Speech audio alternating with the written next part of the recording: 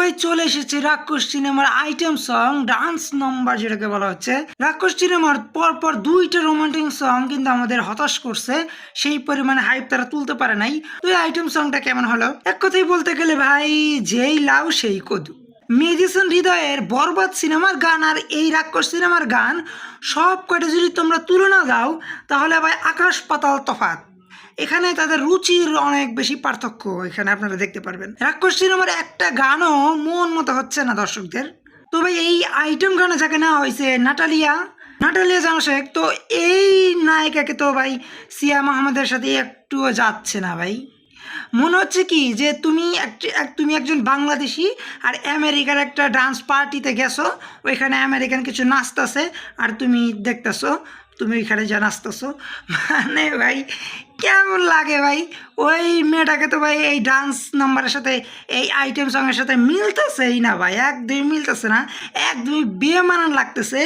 আর যদি ভাই ডান্স নিয়ে কিছু বলতে চাই তাহলে ভাই একদমই হচ্ছে না, একদমই হচ্ছে না। এই নায়িকার ডান্স একদমই হচ্ছে না। সিয়া মোহাম্মদের ডান্স যাও মোটামুটি হচ্ছে, কিন্তু নায়িকার দিকে তাকালে মনে হচ্ছে ভাই কি করতাছে, ভাই কি করতাছে। মেডিসিন হৃদয়ের আরেকটি আইটেম সং বরবাদ সিনেমা, যেটা আই রে আই চাঁদ মামা, এই আইটেম সংটা কিন্তু দারুণ ছিল, এটার মন খুলে আমরা প্রশংসা করছি। দেন এই যে তারপরের আইটেম সংটা এই যে রাক্ষস সিনেমায়, এইটা তো ভাই জঘন্য হয়েছে। এইটা কোনো গান হইল?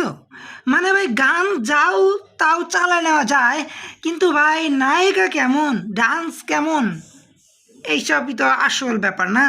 আইটেম সঙ্গে তো মানুষ নায়িকাকে দেখতে যাবে, তো নায়িকার কিছুই তো মিলতেছে না। না পারে সে লিপসিং করতে, না পারে সে বিদেশি হিসেবে লিপসিং কী করতে পারবে? লিপসিং বাদ দেওয়া যাক, এইখানে এই নায়িকাকে না আয় না ইন্ডিয়া থেকে কোনো নায়িকাকে আনা হয়তো, বা আমাদের বাংলাদেশের কোনো নায়িকা নিয়ে আইটেম গান করা হতো, তাহলে এখানে অনেক বেশি মানাইতো।